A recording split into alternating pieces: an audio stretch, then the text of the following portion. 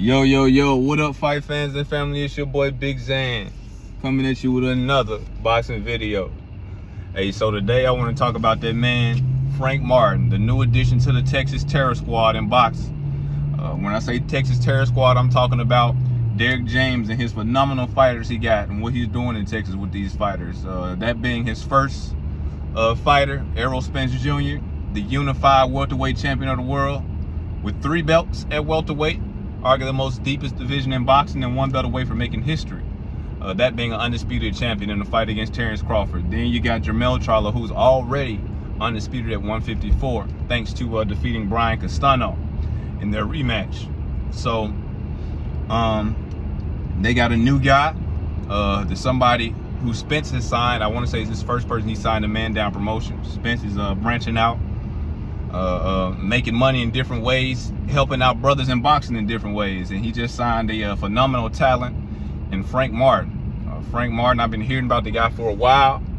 I first heard about him through Derrick James before Spence signed him. Derrick James was talking about he liked what he saw in Frank, how effective fight he was, and he was somebody to watch at 135, and he is.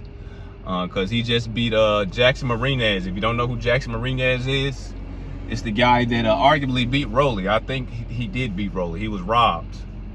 And we know Rolly Romero just got in the ring with none other than the great Gervonta Davis down at 135.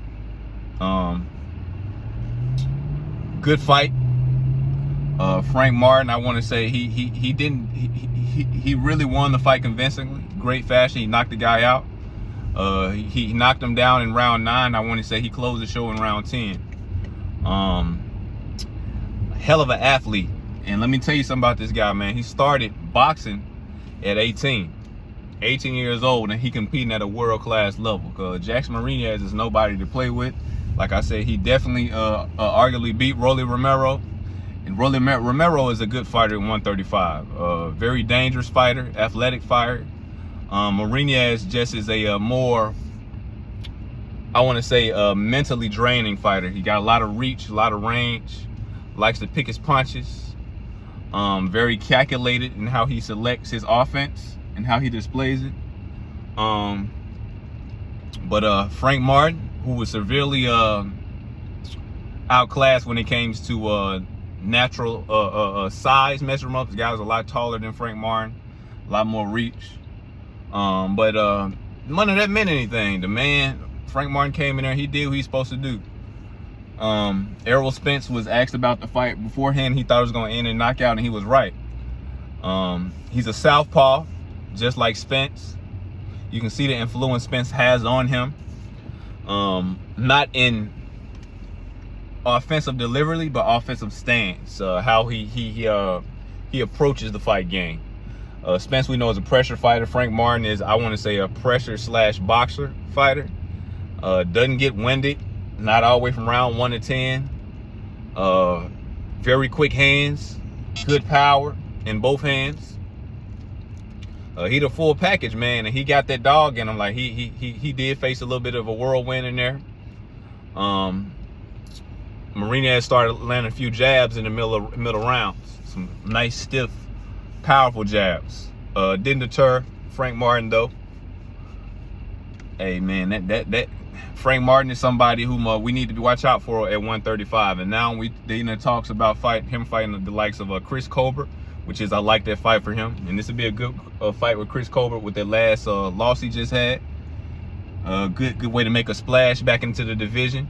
And they're also talking about Rolly Romero, which I think he beats Rolly Romero, because Jackson Marinez beat Rolly Romero, and we seen what Frank Martin just did to him. So if I had to say where I would put him right now, I'll put him above Rolly Romero, which is a tier down from Gervonta Davis and Devin Haney.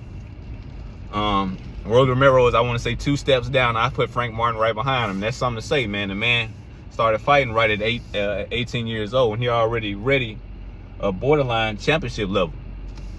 And I don't see him slowing down. He got the right team around him. Team full of winners. Jermell Charlo showed up to show his support to Frank Martin's fight, as well as Errol Spence. And he got in there, got that job done, man. I want to say, if I want to see something more from him, it would be activity at times. You know, it was a few rounds in the middle rounds where he like started to slow down the pace. I don't know if he's trying to catch his breath or what, get used to the pace. But he gotta let his hands go a little bit more the higher he goes up. You know, of course not letting his hands go too much, but letting his hands go like calculated, where he won't get clipped. And that ain't something that's easy to do, man. It ain't something that's easy to do. We know Spence got that down. We know Jamel got that down. And Derrick James has a lot to do with that. Frank Martin, in an interview with, I want to say, the women of boxing, the queens of boxing. I don't know if that's the channel name, but it's a lot of female who cover boxing. Hell of a channel. Go check them out. But on that interview, he said, you know, he had to get used to Derrick James' style of boxing, teaching how to fight, you know. Basically, you know, Derrick James slows things down. He focused on fundamentals. He said he was used to giving off a lot of combos and flashy quickness on the pads and whatnot. Derrick James wants a jab at a time, a nice, calm, collected, powerful jab. And you can see that he's been soaking up the knowledge, man, because if you see Spence, you see Charlo, when they jab, they step into it. That's what makes it so powerful. They step into the jab. It's not a range fight. They use it for damage. And that's why people can be getting bust up by him. And Frank Martin don't adopted that wholeheartedly. The man, he was stepping to his jab the whole fight and causing some damage with Marinez. Even though Marinez had the reach advantage over him, then stepping in closed the gap a lot. And he was able to capitalize off of it. You know, when he started breaking Marinez up, he was doing some damage to him. He started throwing him a lot of combos. And the combo that hurt him and ended him in the 10th was a beautiful combo. He came around, left to the body, right to the body, and he doubled up the right. Right to the body and an overhand right, and that hurt Marinez. Sent him into the ropes, and that was all she wrote. Frank Martin dominated him from there. Stopped him with a TKO, which was definitely a knockout. The man was out on his feet. I don't know why they put TKO. Not out on his feet, but he went to the ground, basically. But yeah, man, like I said, I just want to hop on here, talk about Frank Martin. Somebody to watch out for, man. I don't know what's going to happen. But I say a fight or two more. I want to see him fight a Rolly Romero, maybe a Isaac Cruz. Then, hey, who knows, man? He might be ready to tackle a Devin Haney or a Gervonta Davis, honestly and truly. Right now, I think it's a little bit too early for him to fight the likes of Gervonta Davis. I think Gervonta Davis would get him out of there. He's just a little bit too green. He hadn't had a 12-round fight yet, unlike Gervonta Davis, who's had a lot now, a few of them.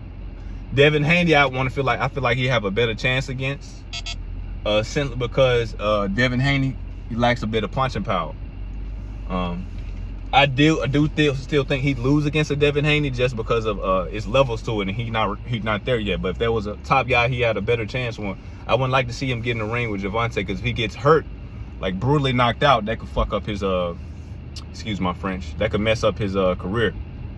So yeah, like I said, I'd like to see him fight a Rolly Romero. They talking about Chris Colbert, which would be a nice fight too. I think that's a 50-50 fight. Rolly, I think he knocks out or beats. He's 16 wins with 12 knockouts, I want to say, and I'm ready to see what this guy gonna do, man. Under the watchful guys of Derrick James, mentor and promoter Errol Spence, and mentor Jamel Charlo. A lot of greatness up there in Texas, and this might be their new addition to 135. It is their new addition to 135. Frank Martin is here to stay, and I'm eager to see what he gonna do. On that note, it's your boy Zan. I'm out. Like, share, subscribe. I appreciate any support you guys giving me. I know it's been a far and few videos, just been tackling life, but I'm getting back on it.